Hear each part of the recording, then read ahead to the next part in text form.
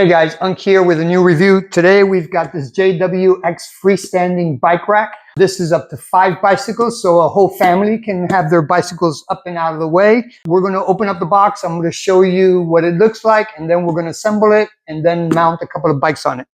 So that's coming up. All right, the fun starts now. So I've got everything laid out in alphabetical order as we go along. Own little tools.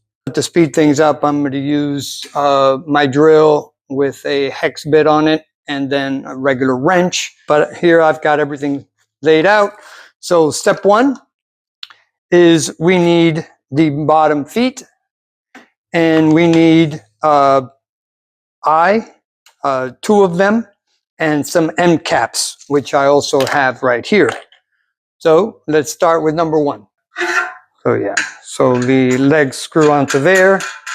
These are adjustable, so in case your garage floor is not perfectly level, you can screw these out a little bit. And okay, those are on. Now we're going to put on the caps, just like that. And now we do the other side, and last one. Okay. So that is step one. All right, so we're on step two. So we're going to do the two on what we did on the first step. We're going to use those.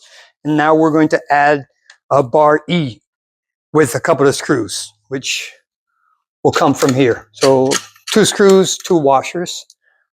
This time I'm going to be using my drill. So I've got everything set up here. Make sure that these are on the back, pointing up, because that's going to be your upper brace for it. Okay, now slide this in.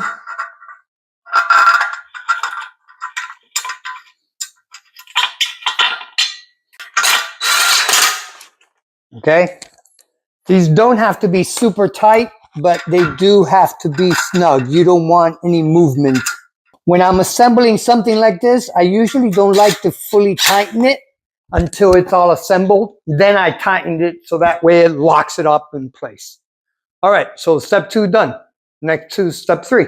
Okay, we are doing step 3 now. So we're going to have already now 2 vertical posts. We're going to have 8 screws, 4 nuts on each one. So we got screws coming from the top and screws coming from the sides. Let's do this step. Again, I'm going to be using my battery drill, again, to speed things up. One thing I like to do when you're putting in bolts from the side here and you're going to have some exposed bolts sticking out, I like to bring them in on this side. So just in case if the bolt head sticks out, like it will here, someone won't scratch themselves on it or something. So it's just safer, especially if you have kids around. Okay, now we're going to put up the first risers. Then I will go back and torque everything down. All right, so that is step 3. Now to 4. All right, we are on to step 4. So now we're going to be mounting these. So I've got everything already laid out exactly where it needs to be. Now we just need to put it on. I'm going to be missing 1 screw. The instructions are saying to leave that one off for later. See, everything's nice and loose right now, so I can move it around. Same thing on the other side. So far it looks, I mean, very, very strong. I mean, these, with the number of bolts and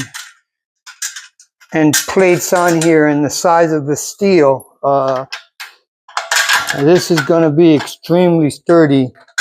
All right, I'm not even going to tighten it. I'm going to leave